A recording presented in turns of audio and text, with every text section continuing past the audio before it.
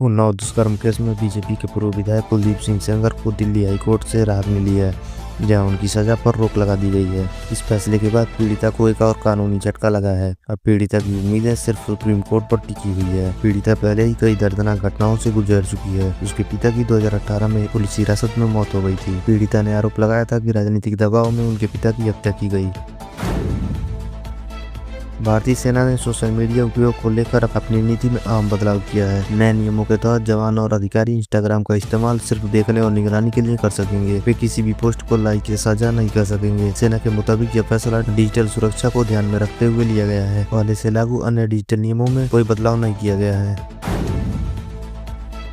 Henley passport index 2025 में भारतीय passport की रैंकिंग और गिर गई है। भारत 2024 में 80वें स्थान पर था, जो 85वें नंबर पर पहुंच गया है। यानी भारत की रैंकिंग में 5 पायदान की गिरावट दर्ज हुई है। अब भारतीय नागरिक केवल 57 से 59 देशों में बिना वीजा या वीजा ऑन अराइवल यात्रा कर सकते हैं। यह भारत की वैश्विक स्वतंत्रता के लिए चिंता का संकेत माना जा रहा है।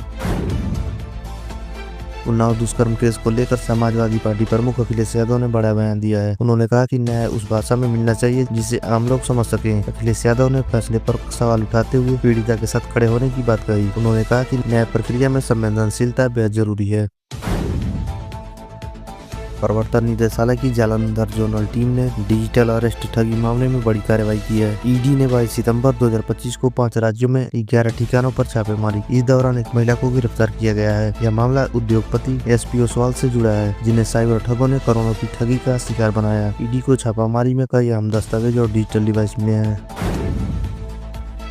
उत्तर प्रदेश में बीजेपी के ब्राह्मण विधायकों की बैठक को लेकर हाईकमान नाराज है। प्रदेश अध्यक्ष पंकज चौधरी ने इस पर सख्त रुख अपनाया है। उन्होंने नेताओं को ऐसी गतिविधियों से दूर रहने की चेतावनी दी है। पंकज चौधरी ने कहा कि नकारात्मक राजनीति बर्दाश्त नहीं की जाएगी। जरूरत पड़ी तो अनुशासनात्मक कार्रवाई भी होगी।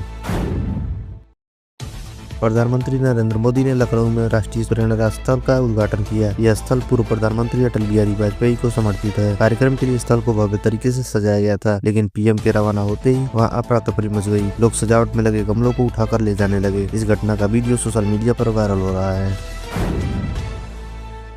महाराष्ट्र के ठाणे में पुलिस ने नवजात शिशु तस्करी के एक रैकेट का भंडाफोड़ किया है। पुलिस ने 7 दिन के बच्चे को 6 लाख रुपए में बेचने की कोशिश कर रहे 5 लोगों को गिरफ्तार किया है। मानव तस्करी विरोधी प्रकोष्ठ ने यह कार्रवाई की। आरोपियों को पकड़ने के लिए पुलिस ने एक फर्जी खरीदार का इस्तेमाल किया। मामले की जाँच आगे जारी है। गुरुग्राम पुलिस ने अवैध गतिविधियों के खिलाफ बड़ी कार्रवाई की है। एक फार्म हाउस पर छापेमारी कर 18 लोगों को गिरफ्तार किया गया है। इसमें 16 नाइजीरियन नागरिक शामिल हैं। आरोप है कि यहाँ अवैध पार्टी, जुआ और शराब परोसी जा रही थी। पुलिस ने 3,20,000 रुपए नकद और करीब 5 लाख की शराब जब्त की है। जयपुर के चौमू इलाके में एक मस्जिद के बाहर हिंसा की घटना सामने आई है। पत्थर हटाने को लेकर विवाद इतना बढ़ गया कि पथराव शुरू हो गया। इस घटना में करीब आधा दर्जन पुलिसकर्मी घायल हुए हैं। हालात काबू में करने के लिए पुलिस को लाठीचार्ज और आंसू गैस का सहारा लेना पड़ा। एहतियातन इलाके में 24 घंटे के लिए इंटरनेट बंद कर दिया गया है।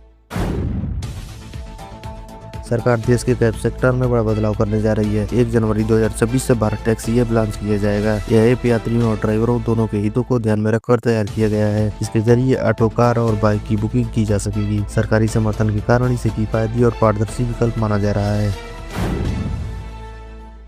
ग्वालियर में कैलाश खेर के लाइव कॉन्सर्ट के दौरान भारी हंगामा हो गया। भीड़ बेकाबू होकर बैरिकेड तोड़ते हुए स्टेज तक पहुंच गई। हालात बिगड़ने पर सिंगर को कॉन्सर्ट बीच में ही छोड़ना पड़ा। आज से रेल यात्रियों के लिए सफर महंगा हो गया है। रेल मंत्रालय ने किराए में बढ़ोतरी लागू कर दी है। 215 किलोमीटर से अधिक दूरी की साधारण श्रेणी में 1 पैसा प्रति किलोमीटर की बढ़ोतरी हुई है। मेल और एक्सप्रेस ट्रेनों में 2 पैसे प्रति किलोमीटर किराया बढ़ाया गया है। एसी और नॉन एसी श्रेणियों पर यह बढ़ोतरी लागू होगी।